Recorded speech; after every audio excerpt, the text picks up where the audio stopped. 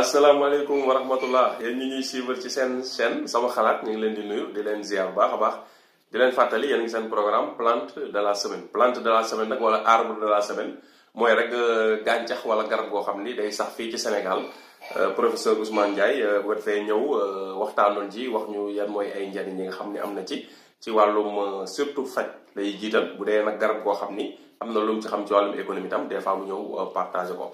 kon ginnaaw bañ leen nuyoo di leen ziar ñu ngi leen di fàttali yéen a ngi seen programme plante de la semaine ki ñu koy defal nag di professeur Ousmane Ndiaye muy borom Boga Bio nekk praticien nekk fële ci diwaanu Kër Massar comme ni ñu koy wax toujours.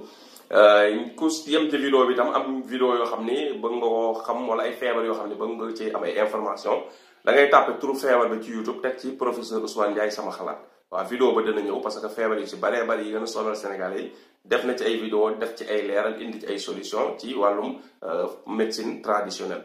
kon professeur ginnaaw bañ la nuyoo ziar la tey dañuy ñëw ci garab gi nga xam ne mooy tulkuna lañ bëgg a xam moom maanaam garab gi lan mooy ay njariñam ci wàllum wér-gu-yaram. salaamaaleykum wa rahmatullah sëriñ Pape maa ngi lay nuyu di la ziar di nuyu sunu mbokku internet yëpp. di leen jaajëfal ci suivre bi ñuy suivre ci sama chaîne sama xalaat TV. donc comme ni nga waxee rek tulkuna garab la boo xam ne yaakaar naa ni ñu nekk Casamance moom xam na ñoo fi gën a xam sama mbokk joolaay ko ma soosey. waaw naa ñu moom xam nañ ko bu baax. te xam naa du ñàkk sax ku ci seetaan vidéo bi. ku ci xamaatee leneen mu doole ñu ci tamit. am nga parce que moom ñu koy gën a xam. donc dina ñun sunu xam-xam bariwul ci noonu. liñ ci xam rek lañ ciy wax. léegi nag bu fekkee ñoom ñi nga xamante ni ñoo ciy liggéey. muy soose yi defe naa ak joolaay donc buñ ci mënee woo wala ñu defal ñu ko ci commentaire yi. yeneen ak yeneen yu muy mën a faj. tamit dina baax. parce que affaire yi moom partage la rek. ku seetaan vidéo bi xam ci loo xam ne waxoo ko. xam mu partage ko ci commentaire waaw kay. macha allah dafay ñeneen gën koo bàyyi xel. waaye daal xam naa ni bëri na njariñ moom te bëri na lu muy faj. benn ñoom suñu mbokk Casamance yi defe naa ne nañu baax na ci ay nitu guddee gi de seytaane daal. waaw naa dañ koy diwoo ak yu demee noonu surtout ay xale ak yu demee noonu. mais tamit mu nekk huile boo xam ni ci wàllu cosmétique. dañ koy utiliser lu bari. xamante ni ci wàllu karaw. day maye karaw di dindi ay karaasa yooyu. moom baax na ci tamit. ci wàllu ay pommade. yooyu tamit yi koy defar nga xam ne xam nga pommade. ak frotté yooyu à base d'huile lañ ko defee. yëpp huile lañ ko defee rek. te donc huile yooyu nag bu fekkee huile médicinale nga bëgg a defar maanaam huile biy faj. donc mën nga ko defaree huile de tulkuna. donc baax na ci yenn feebar yi xam naa dinañ ci gën a dugg ci détail. baax na aussi ci saabu ñuy defar saabu. nga xam ne huile de tulkuna di ko ci def aussi dina ci baaxaale. parce que day dafa baax affaire der ak yooyu. donc kon en cosmétique. tout ce qui est savon lait maanaam diw yaram wala affaire pommade bopp yooyu yëpp. donc tulkuna baax na ci. waaw donc bu ko defee nag anti inflammatoire la man lu mel ni ay métit yu demee noonu. moom it boobu ci diw baax na ci bu baax a baax. donc lu mel ni les cuirs chevelu waxoon nañu sax ci affaire bopp. deru bopp. bu fekkee day xasan wala muy karaas. wala muy karab yi di dagg am yooyu. booy amee diw. tulkuna bi ko ci diw aussi. moom baax na ci baax na. les problèmes de peau aussi. mooy feebaru yaram. waaw xam ne ci kaw der bi day nekk. yooyu tamit moo xam ay góom la moo xam ay picc la. wala yu demee noonu. moom it defe naa tulkuna baax na ci baax. waaw su fekkee koo xam ne day xasan lu bari aussi. démangeaison.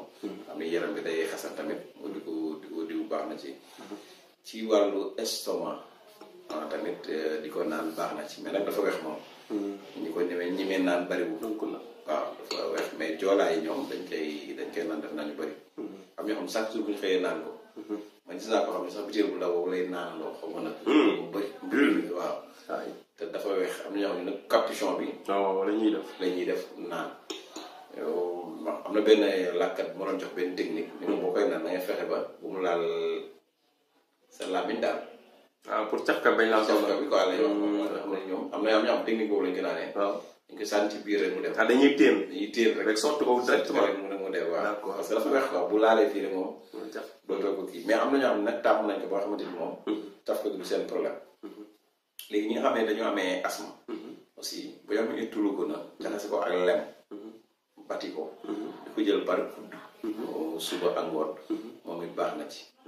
maanaam lem ak tulkuna ak lem am na ñu ci boole sax habatu sawda donc bu fekkee tamit ay li ñuy wax ay piqûre d'insecte wala matt yu demee noonu moom it boo ko ci diw bu baax na ci donc même bu fekkee estomac bi noonu tamit bu fekkee mënoo ko naan noonu boo ko boolee lem bi tamit da ciy baax donc bu fekkee tamit ñi nga xamante ni am nañ ay saan tamit tulkuna baax na ci waaw di ko naan suba teel boo xëyee baax na waaw donc moom noonu am na ñoo xam tamit nee nañ lu mel ni cancer du sein am nañ cancer du sein suñ ko amee di ko diw ci ween bi tamit mën na ko gaaw saafara bu fekkee tamit cicatrisant la tamit cicatrisant mooy loo xam day gaaw fego ay góom ngi demee noonu nga xam ne da koy gaaw a dindi moom it baax na ci mais day wéral góom waaw day wéral góom ay surtout ci kanamu problème mu kanam aussi mooy ay acné ak yu demee noonu genre picc yi ay taches yu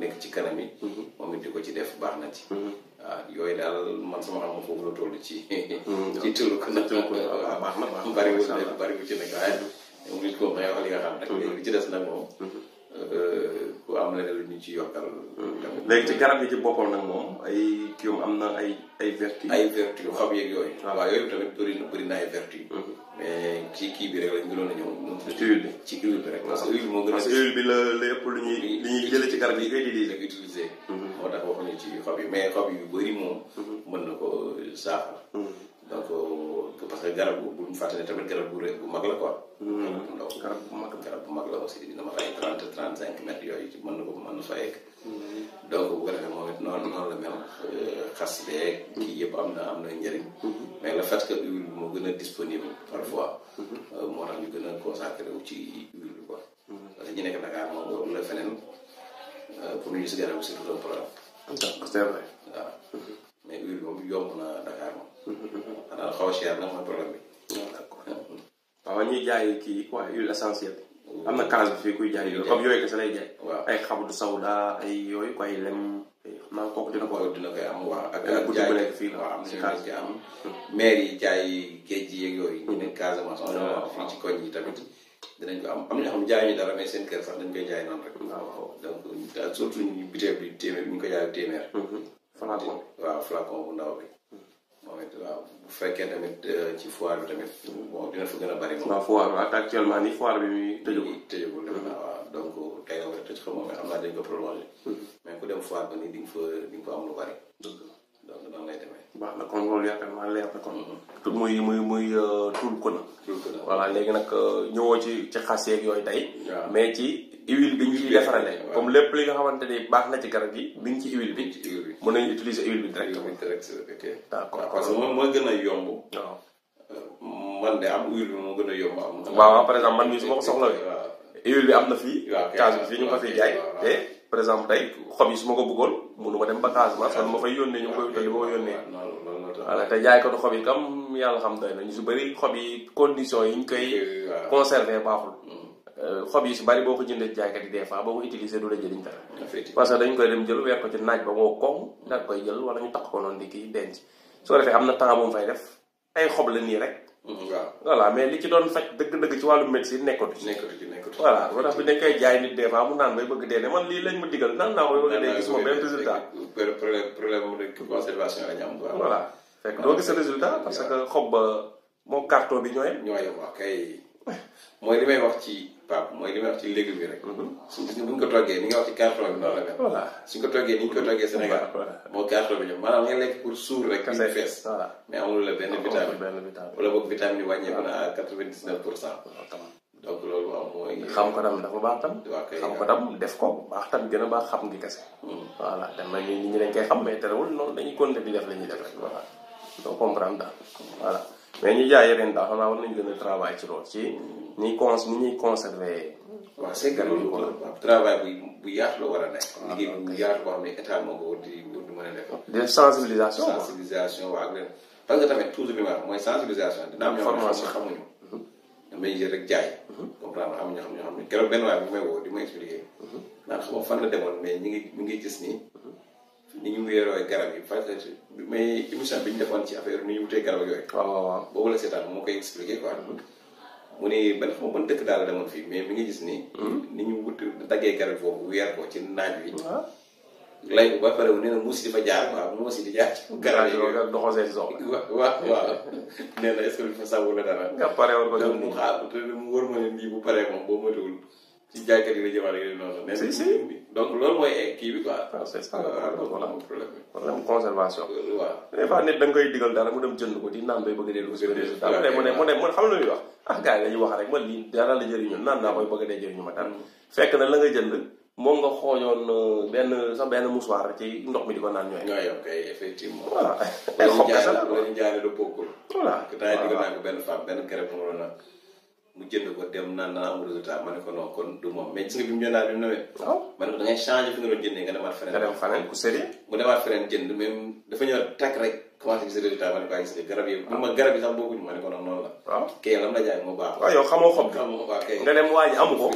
du la ne awuma ko effectivement mu jaay loolu fa am rek ne la ngi nii xam ne xamul noonu la demee bu ragalul yàlla rek du dox amul day jël leneen rek mën na jël ak ngeer sax jox la jël xobi ngeer jox la fekk yaa ngi wër la ne yow waaw bu dee sama classe bi xàmmeewuñu ngeer rek comme gerte xobu ngeer xàmmeewuñu ko boo dee ko ñeme yàlla du sotti voilà mais nag garab yi baax na de man de vraiment yàlla ñu sutura ñu ci am résultat yoo xam ne ku ko ut ni nga ko war a utee nit ñi daal utiliser ko ni nga ko war a utiliser da ngay gis ay résultat di nga am résultat yu bari daal waaw ñun moom wax dëgg yàlla Pape ngi am nga comme na nga doon sa bopp loolu 80% mais tamit foog nit ñi xam ne tamit boobaa tamit day metti garab yi du mën a yomb waaw boo toll sa bopp day difficile quoi non day difficile ça veut dire def wala nga am ñeneen ñoo xam da nga leen def fay uniquement pour ñu lay waaw boo xam ne da nga koo kii waaw moo la koy moo chargé wul ci loolu ñooy chargé wu loolu nga ne tooy la lay indil yow yaay conserver sa conserver defar ñoom ñu lay wutal donc te ñooñu boo bëggee ñu wutal lu baax foog nga leen di fay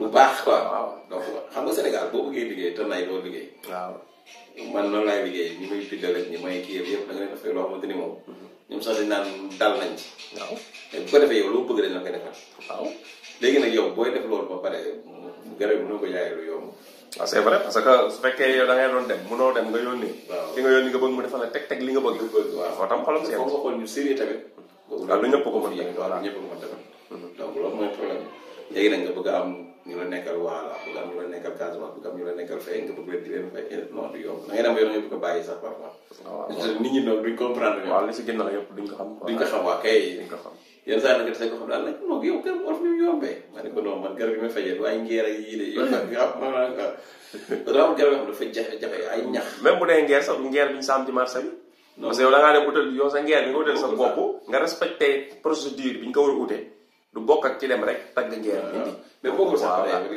may waxee sax mooy ngeer sax yomb naa foofu laa xam ma nga ci am quantité waaw waaw d'accord ma nga ci am mais am na ñax yoo xam ne tey boo ci bëggoon a am quantité da ngay sonn waaw waaw xam nga dafa may waxee tey waaw plante bu raar la nga bëgg wax waaw ay plante yu ñax ay nekk ay ñax yu ndaw pour nga am ci quantité benn saako rek yow nit ki mën na la wëral weer wala ay weer plante bi tuuti te li muy sax du bari waaw kay waaw surtout bu wala muy am nawet ba nawet waaw kay bu nawet bi passé loolu nga gis ko donc nit ñi nag yooyu lañ dul comprendre dañu yaakaar ne yéen yow effectivement ngay dem ci benn garabu nu mu tuddati guyu wala yooyu rek dagg ay saako yi saako rek non non man tamit dëgg la de loolu affaire demeewul noonu waaw c'est vrai donc noonu ngay demee yàlla tam xam ko baax na ci mais comme nii rek des fois tam di leeral di leeral de temps en temps rek am na xam ne dañ comprendre parfois sax bu la nit waxee nga expliquer dina comprendre waaw parce que am na jour dal na ma Pape benn waaye di jënd garabu hépatite mais man li ma ci fay pour garab bi ñëw parce que jour wala fa waroon a am voyage bu waroon a GP dafa waroon a ci suba gi Amérique te bëgg mu indaale ko bëgg mu indaale ko te ma ne garab ma nga Casamance ma nga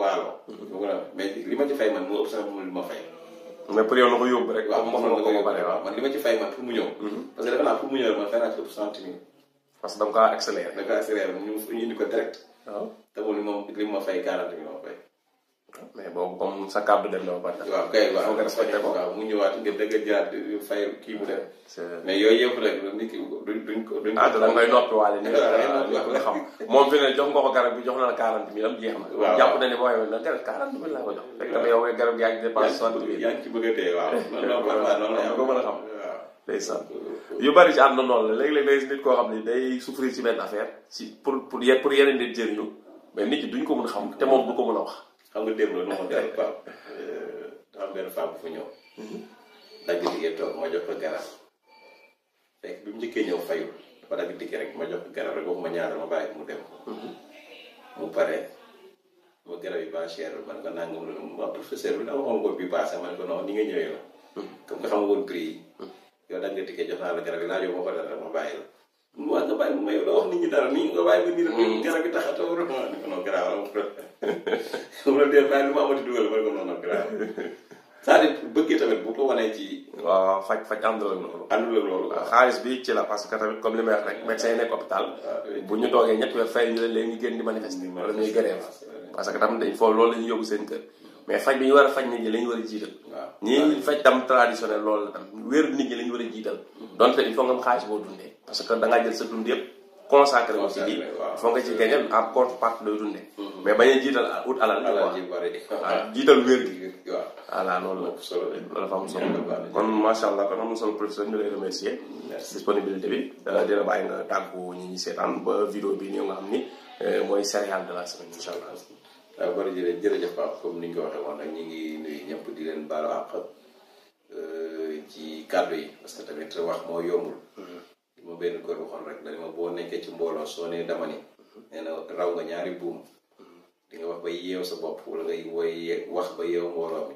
waaw wax ba yeew sa bopp nag moom musiba la mooy la daf ko defoon rek daf bi dafa xëy gars yi waa dëkk bi yëpp dem di dañuy dem benn dëkk benn tudd dof bi ni day dem ñu ne ko yow doo dem ndax dof dangaa dof mu ne bu ngeen su ma demee damay rey liir ba de ñu ko kon la doo dem mun na su ngeen ma ko bàyyee ma taal dëkk bi gars yi ni ko kon nañ toog gars yi kon nu ñuy def mu ne man daal su ma demee naa rey liir ba su ngeen ma fi bàyyee naa taal dëkk bi comme man maa ngi des gars yi naa dof wax na dëgg de ñu ne ko looy def nag mu ne xanaa luy xalaat nag mu ne xanaa ngeen yeew ma soo ko def waaw